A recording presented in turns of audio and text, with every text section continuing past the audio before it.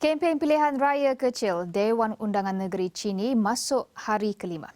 Wakil Astro Awani, Syahira Yahya sudah pun bersedia di Chini ketika ini. Kita terus sahaja bersama Syahira.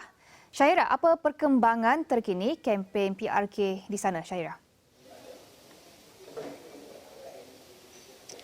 Hai Cynthia di Bukit Kewangan. Syahira kini berada di kawasan Bandar Dara, pusat pentadbiran dan aktiviti masyarakat Chini.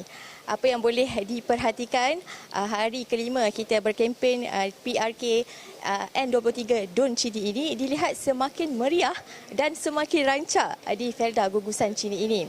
Ini kerana ketiga-tiga calon sudah pun bersemangat dan menggunakan platform sebaiknya sepanjang musim kempen pilihan raya ini.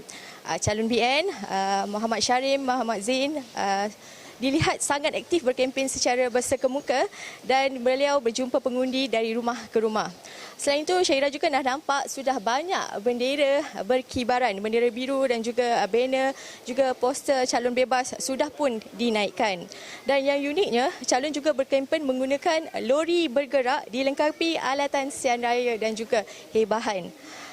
Dan pada petang ini juga saya juga berkesempatan mengikuti aktiviti kempen calon bebas iaitu Tengku Datuk Zainul Hisham Tengku Husin juga berkempen secara bersemuka dengan penduduk kampung.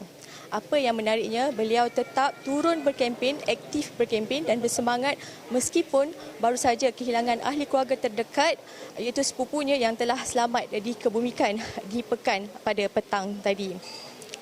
Dan dalam kempen beliau tadi, beliau highlight tentang mesin dialisis. Beliau tetap akan menyumbang, mengeluarkan peruntukan sendiri iaitu mesin dialisis bernilai RM50,000 kepada penduduk masyarakat Chini. Meskipun sama ada menang pilihan raya ini ataupun kalah, beliau tetap akan menyumbang mesin tersebut.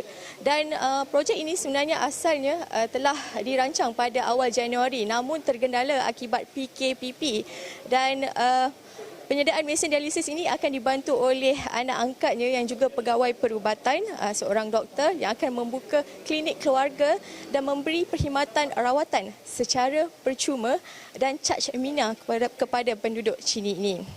Dan selain itu, kita nak dengarkan reaksi calon bebas Tengku Datuk Zainul Hisham Tengku Husin.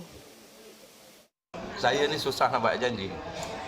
Saya susah nak buat janji sebab saya takut saya tak dapat tunaikan.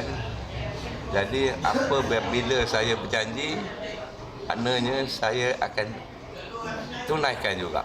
Tak kira sama ada saya menang atau kalah di Dun Chini ini. Itulah janji saya pada masyarakat ketika itu dan sekarang juga saya sendiri akan membiayai untuk mesin tersebut.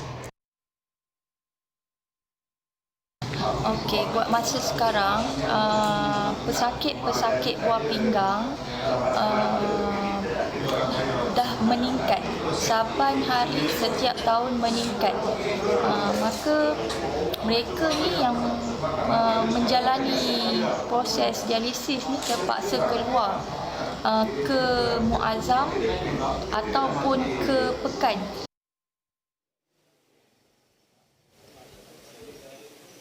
Itu dia reaksi penduduk kampung. Ramai sejurah berkenaan kepentingan mesin dialisis yang amat diperlukan oleh penduduk Chini. Dan bagi calon bebas, Muhammad Syukri meneruskan kempen beliau menerusi Facebook beliau sendiri dan beliau berkempen kenapa pemilih perlu memilih beliau sebanyak 3 kali sehari menerusi laman Facebook yang sendiri. Jadi orang Cina awak menilaikan sendiri calon-calon yang telah pun berkempen sehingga 4 Julai nanti. Ini saja perkembangan yang boleh saya bawakan dari Dun Chini N23. Kita kembali bersama Cynthia di studio.